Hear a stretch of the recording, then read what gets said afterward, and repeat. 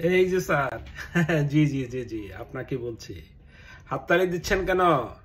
বন্ধ করেন, বন্ধ করেন। হ্যাঁ, কি বললেন? হাততালি দিচ্ছেন, আপনি খুব খুশি, কিন্তু খুশির কারণটা তো বলবেন। হ্যাঁ, আর একটু জোরে বলেন। ইন্ডিয়া পাকিস্তান যুদ্ধ হচ্ছে, তাতে আপনার এত খুশি হওয়ার কি হলো? হুম, সেটা তো বুঝলাম না। বলবেন না? তাহলে আমি বলি, শুনুন শুনুন। দেশটাকে ভালোবাসুন রে ভাই, দেশটাকে ভালোবাসুন। ইন্ডিয়া বা পাকিস্তান কেন কেন কোনো একটা দেশকে আপনাকে সাপোর্ট করতে হবে? আপনার নিজের দেশ আছে, নিজের একটা মানচিত্র আছে, নিজের একটা পতাকা আছে। আপনি সেটাকে ভালোবাসুন, সেটাকে সাপোর্ট করুন।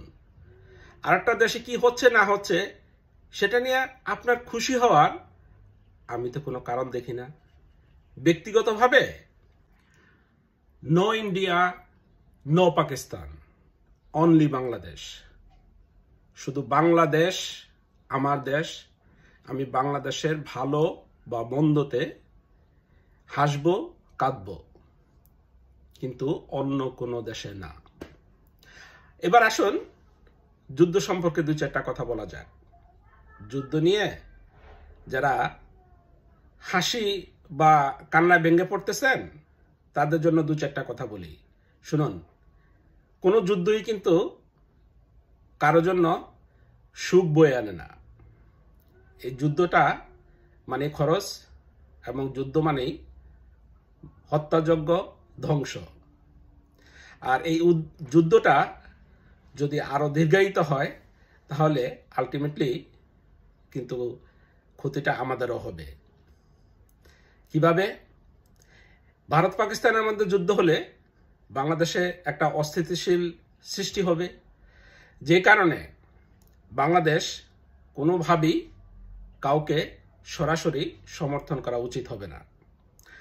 বাংলাদেশ সবসময় চায় প্রতিবেশীর সাথে একটা সুসম্পর্ক। আর প্রতিবেশীর সাথে যদি সুসম্পর্ক বজায় রাখতে হয় তাহলে সরাসরি কাউকে সমর্থন করা বাংলাদেশের কখনোই উচিত হবে না। তৃতীয়ত, মানবিক কারণ। মানবিক কারণে আমরা কাউকেই সরাসরি সাপোর্ট করা কোনোটাই আমাদের উচিত হবে না। আমরা চাইব যুদ্ধ না হোক, সবাই যার যার মতো অবস্থানে শান্তিপূর্ণ অবস্থান করুক। সর্বশেষ, আন্তর্জাতিক সম্পর্ক।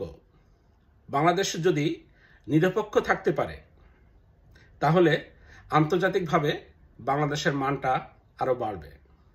তাই যুদ্ধ নিয়ে যারা মাতামাতি করতেছেন, কেউ হাততালি কেউ নাচতালি দিচ্ছেন, তাদেরকে দয়া করে একটু ভাবার অনুরোধ করতেছি। হাততালি নাচতালি দিবেন না, কারণ কেউ আপনার বন্ধু না, না পাকিস্তান না ইন্ডিয়া। জল জল জল, গঙ্গার জল, আর বল বল বল, নিজ বাহুর বল। পেস।